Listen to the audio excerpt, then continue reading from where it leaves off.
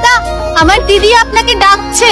High অনু। High বলতে আসিনি, এখানে এসে বসো আর পোর্ট্রেটটা শেষ করতে দাও আমায়। এই অবস্থায় পেন্টিং করলে ভালো দেখতে লাগবে না। সকালে ফ্রেশ হয়ে তোমার সঙ্গে দেখা করব। See you. Good morning Anu. তোমরা সকাল সকাল চলে এসেছো, নিশ্চয়ই স্নান করে আসোনি। শোনো, রোজ স্নান না করলে পরে স্কিন ডিজিজ হতে পারে, তাই যাও স্নানটা করে ফ্রেশ হয়ে এসো, তা না হলে আমার মুডটা খুব খারাপ হয়ে যাবে। আর হ্যাঁ, দাঁতটাও ব্রাশ করো, কারণ দাঁত ব্রাশ করলে দাঁতে পোকাও হবে না আর দাঁতটাও ভালো থাকবে। বুঝতে পেরেছো? দাঁত ব্রাশ না করলে কি হবে? কে গন্ধ শুকতে যাবে? আরে আমার তো ক্ষতি হবে। তোমার বন্ধুগুলোর মাথায় কোনো বুদ্ধিই নেই। পেন্টিং যদি ভালো না হয় তাহলে এটাকে বাস স্ট্যান্ডের টয়লেটে টাঙিয়ে দেবো। আপনারা আমার দিদিকে কি মনে করেন? একবার যদি পেন্সিল চালু হয় না, তাহলে পেন্সিল থেমে যাবে, কিন্তু আমার দিদি থামবে না। মানে তোমার দিদি কি রোবট? কত খুশি হয়ে পেন্টিং করছে দেখুন স্যার। আঁকা হয়ে গেছে, এসে দেখে নাও, তাড়াতাড়ি করো, আমার হাতে টাইম নেই। দারুণ এঁকেছো দিদি।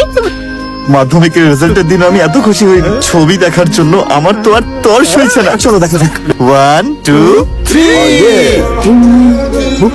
কি হলো, ছবি কেমন লাগলো? এত সুন্দর ছবিটা, এত সুন্দর যে আমি কনফিউজ হয়ে যাচ্ছি ছবিতে যাকে দেখা যাচ্ছে সে আসল নাকি আমার সামনে যে লোকটা দাঁড়িয়ে আছে সে আসল। চৈতন্যর এমন নাদুস নাদুস ছবি দেখার পর আমার দু চোখ জুড়ে ভালোবাসার অশ্রু এসে জমা হয়েছে। এমন অবিস্মরণীয় পেন্টিং জগতে একমাত্র উনি আঁকতে পারেন বস। কি হলো, তোমার পছন্দ হয়নি? ছবিতে আমাকে একটু বেশি হ্যান্ডসাম লাগছে। আমি কি সত্যি এতটা হ্যান্ডসাম অনু? কেন, পেন্টিং এ কোথাও খুঁত আছে? সামান্য একটা মিস্টেক আছে। আমার পেন্টিং এ মিস্টেক আছে? কোথায় মিস্টেক আছে বলো শিগগির। চলো দেখাও আমাকে। আমার চুলগুলো একটু লম্বা করে দিয়েছো, ব্যাস এইটুকুই। এদের দেখে মনে হচ্ছে নিশ্চয়ই কোনো গন্ডগোল আছে। আয়নায় নিজের মুখ দেখেছেন? আরে ম্যাডাম, উনি আপনার বন্ধু নাকি শত্রু? সারাক্ষণ আগুনে ফু দিয়ে বেড়াচ্ছেন, এত এনার্জি পান কোথা থেকে? তোমার রাগ করার কোনো দরকার নেই। এক কাজ করি, কাউকে ডেকে এনে জিজ্ঞেস করি। ডোন্ট ওয়ারি, এক্ষুনি প্রমাণ পেয়ে যাবে। এক্সকিউজ মি বস। এতক্ষণ এগিয়ে যেতে পারছিস না? বল এটা তোর ছবি। এটা আমি নয়, এটা আমার বাবা। ছবির লোকটার মুখ চোখ দেখেছিস? আরে তোর বাবা 100 বার জন্ম নিলেও এরকম হ্যান্ডসাম কোনোদিনও হবে না। হ্যাঁ, আমার বাবার নামে উল্টো পাল্টা বলবি না। আরে সকাল সকাল এমন মানুষের দর্শন হই রাখি, মুখটা বন্ধ রাখো। আপনার এত অপমান আমি সহ্য। হই রাখি। আমি বাবার ছবিটা নিয়ে যেতে পারি? এই বেরো এখান থেকে।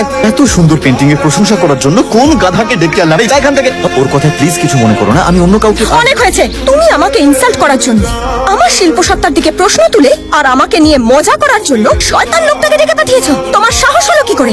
এরকম কোনো ব্যাপার নেই, তুমি আমাকে ভুল বুঝছো। ম্যাডাম, আপনি একদম রাগ করবেন না। একটা আইডিয়া এসেছে। এক্সিবিশনে কেউ ছবির লোকটাকে চিনতে পারলে আমরা তাকে একটা দামি পুরস্কার দেব, আর ক্লু দেওয়ার জন্য বস ওখানে দাঁড়িয়ে থাকবেন। নিজের মুখ বন্ধ করো, বেশি কথা বললে মুখ ভেঙে দেবো। আমি সব বুঝে গেছি। আমি তোমাকে পাত্তা দিইনি বলে আমার পেন্টিং এ খুঁত বের করে আমাকে গিল্টি ফিল করানোর চেষ্টা করছো তুমি। আরে তুমি সত্যি আমায় ভুল বুঝছো।